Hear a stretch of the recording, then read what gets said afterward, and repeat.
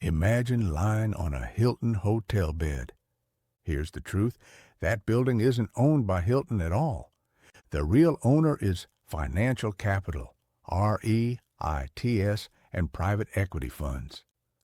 Hilton controls hotels all over the world while owning 0 buildings. Front desk?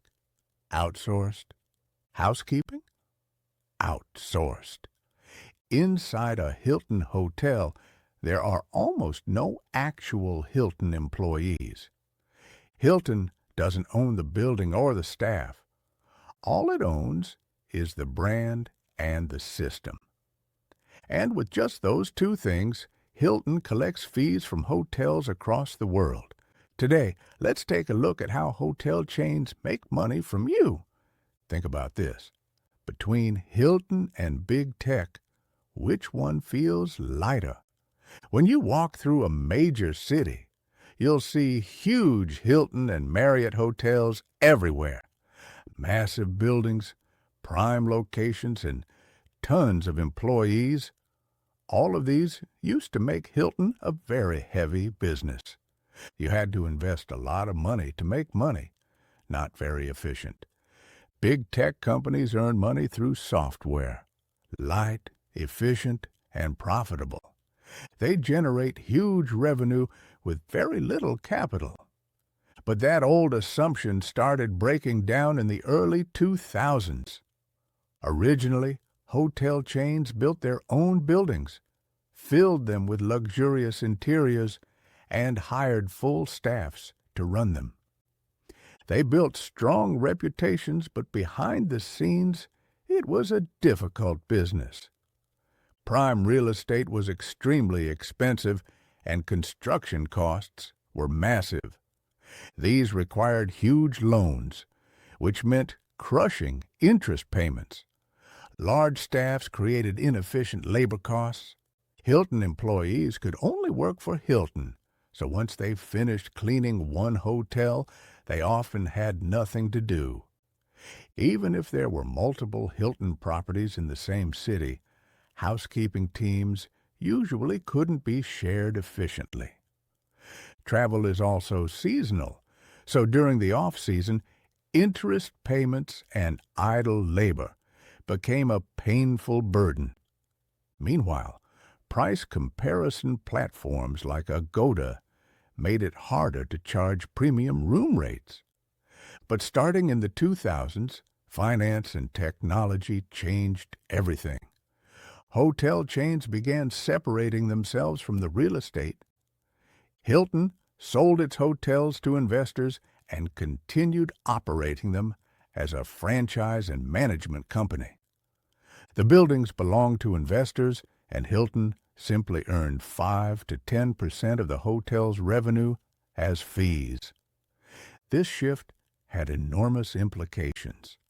Hotel chains no longer owned buildings, so they no longer carried interest burdens. Revenue still rose and fell with the economy, but risks like debt and real estate cycles were now the investor's responsibility.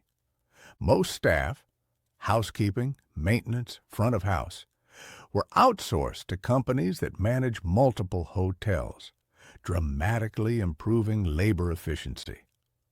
As a result, hotel chains became capital-light businesses that made money without owning anything, almost like big tech. Hilton and Marriott operate hotels worldwide, but they directly own only a few iconic flagship properties. Everything else is managed or franchised. Corporate teams handle technology and central systems, while roles like lobby staff, concierge, and housekeeping are outsourced. This made their ROE and ROIC soar to levels comparable to big tech. It means Hilton now makes a lot of money with very little capital. Buffett would definitely approve. Investor Bill Ackman, the baby Buffett, once said that hotel chains are no longer real estate companies. They're high-growth, high ROIC businesses that earn fees using their brand and systems. basically a SaaS-like business.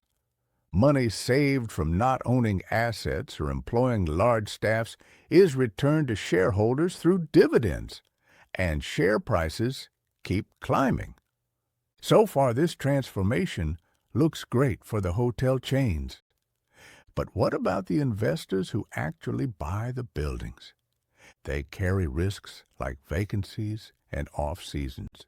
So why do they buy them? Because these investors aren't individuals. They're REITs and private equity funds seeking stable returns. To them, a Hilton or Marriott property is a reliable income-producing asset. They collect cash flow from the hotel and pay dividends to their own investors. And even during downturns, they survive because their real estate is diversified around the world. But why do property owners pay fees to Hilton and line up to join its franchise? Because the Hilton brand generates excess profit. Customers are willing to pay more for a dependable experience. Brand trust creates revenue. Loyalty programs like Hilton Honors and Marriott Bonvoy make travelers choose the same hotel brand anywhere in the world, creating powerful network effects. From the owner's perspective, revenue increases, maintenance costs decrease, and property value rises. No wonder so many of them are eager to join the franchise. But there's another question. If Hilton doesn't own the building, can it still guarantee consistent quality? How does it offer the same standard around the world, the way McDonald's does? Because opening a Hilton requires going through an extremely strict process. From the start, owners must follow Hilton's design standards: lobby layout, room size, materials, bathroom specifications, beds. Thousands of items are standardized. The entire building must be constructed according to Hilton's requirements. After opening, the strict manuals continue. Shower fixtures, mattress brands, carpet patterns, minibar layout, even the height of the bathroom mirror is standardized. There is no room for creativity. Hilton's QA team visits regularly to inspect operations. If a hotel fails to meet standards repeatedly, its franchise can be terminated. And if the building starts aging, usually around 6 years, Hilton can order a renovation. If the owner refuses, the franchise can still be terminated.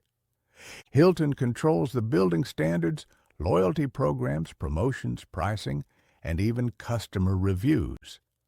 The owner only provides capital. Hilton controls everything else. Today, hotel chains have abandoned physical assets and transformed into companies that control everything through their systems and brand, their own kind of software. A brand is like infrastructure. It takes investment, time, and trust to maintain. Hotel chains built that over decades, proving that a brand can generate excess returns without owning anything.